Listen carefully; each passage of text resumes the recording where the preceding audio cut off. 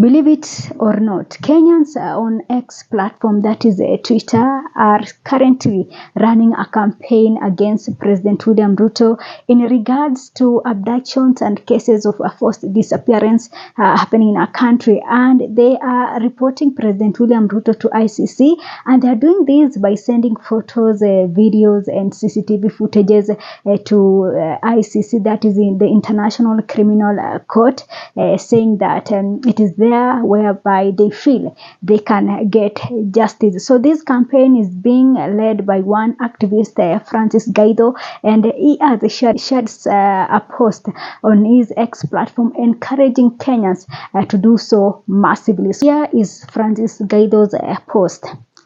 Dear Kenyans, please post all photos that you have of atrocities committed by William Ruto since June 2024 and inflammatory utterances by regime stalwarts, and tag CIPE Global, who in the past helped submit Kenya's case to the International Criminal Court. We are aware that Karim Khan, who is now the ICC prosecutor, was William Ruto's lawyer and may be hesitant to indict his friend, but we can use this group to circumvent the roadblocks erected to safeguard this friendship.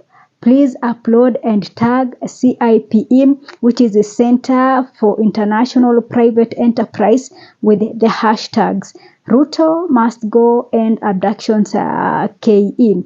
So Gaido is sharing this message, and he has been doing this since yesterday, encouraging Kenyans that to use this group in order for Kenyans to submit their complaint to ICC, because they believe that in Kenya right now, even the police and the courts cannot help Kenyans right now, because they believe that William Ruto has captured the judiciary and there is nothing much that can come from our courts. So this is a campaign that is expected to go on for several days, and I can see that this post has get massive engagements, and Kenyans are really engaging in these. Kenyans are sharing these the photos and the videos, and so far it has attracted a good number of engagements. So activist Francis Gaido has been very consistent in these issues, especially in giving civic educations to Kenyans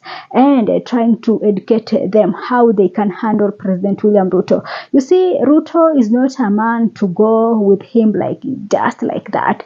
This is a man whose history tells you a different story, and so Francis Gaido is saying that this thing needs numbers to just corner President William Ruto. So we also saw what happened yesterday in Bungoma, how some politicians, the like of Kimani Ichung'wah, made inflammatory utterances in regards to abductions and forced disappearances of Kenyans.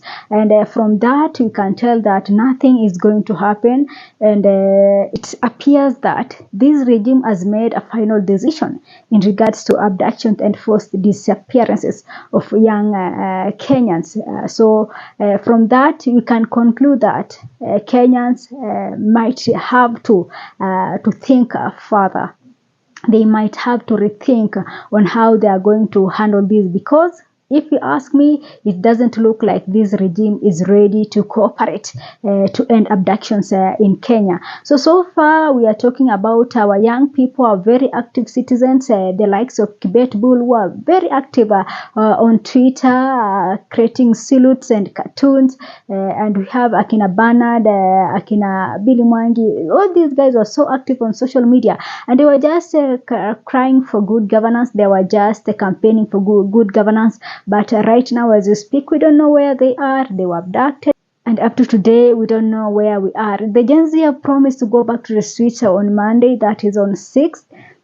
and they are saying that this time around they are not going back home until the government releases these guys. So from that throwing of from that war of words that we witnessed yesterday, you see, imagine somebody like Senate Speaker Amason Kingi saying that abductions must go on. Abduction is the only way to deal with these people. Imagine these people are saying something like this. Is there anything positive that can come from such a mind? So it's really a terrible situations, and we just hope that these young people who are abducted are very safe wherever we are. I'm saying some people are just trying to share some information, and I want to ask people not to share information that you have not verified. Remember, these are people who have families. They're still searching for them, and they're just hoping that they're still in good shape. So you trying to share some misinformation, some false information is not even helping these out. So the Gen Zs are saying that they're taking this back to the street. And remember, the last year protest started like this. I covered all the protests that happened, last year. And I remember the first two protests were not so big until the 25th of June, that everything stands still, and there were huge protests that it has never been witnessed in this country before. So they are saying that we are not going to stop, and the 25th of June is going to happen again if this regime is not going to release these young people. So in as much as we are trying to talk, it looks like we are talking the current crop of leaders that we have. I don't care for them. They don't care. They really don't care. And I'm asking myself several questions, including how did we end up like this? How did we get ourselves here?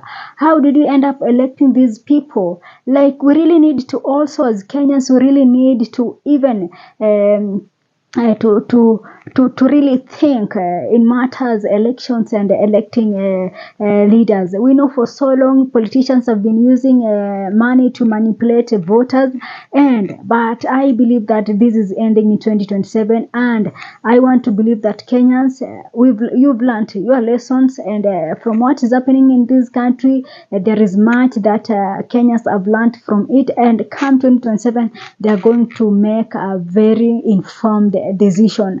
This thing of electing people because of a chama, because of they are friends with who, because we are neighbors, this thing must stop. We are not going to we will tell you this.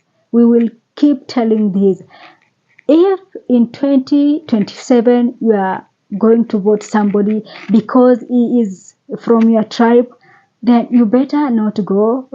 You better forget about voting. Just stay at home. That one is better. That one is better. Even in the eyes of the Lord, that one is better. So we cannot keep on doing this, because Kenya is where it is right now because of our patterns of voting. Because we've been voting people based on where they come from, based on whom they know, based on our tribal, our blood, our friendship, and something like this. But this one should end. If you want a better Kenya, then 2027 is your a chance as a patriotic Kenya to change everything that we are witnessing in this country. So we will keep telling that, and I applaud those Kenyans who are doing civic education pale mashinani, because a lot need to be done. So in 2027 we must make an informed decision. Whether you like it or not, we will force you, even those guys from Mashinani, we will force you to make a right decision, because we are all suffering right now as we speak. Abductions is affecting all of us. As much as these people, maybe we don't have close relationship with them, but it is bringing fear in our country. Right now, we don't know if who is next, because it shows that they are not stopping. And if I believe that if all of us make a very informed decision at the ballot, in the ballot in 2027, then we are going to have a better country. As at now, abductions looks like we are going to deal with this. And I don't know how this, because it is scary. From the politicians' word, it is scary. It is not going to stop, and they don't even care. So it is upon us, active citizens, to make as much noise as you can, so that these people who are abducted can be released. So that is it for me for today. Thanks for watching. This is Sophia Live.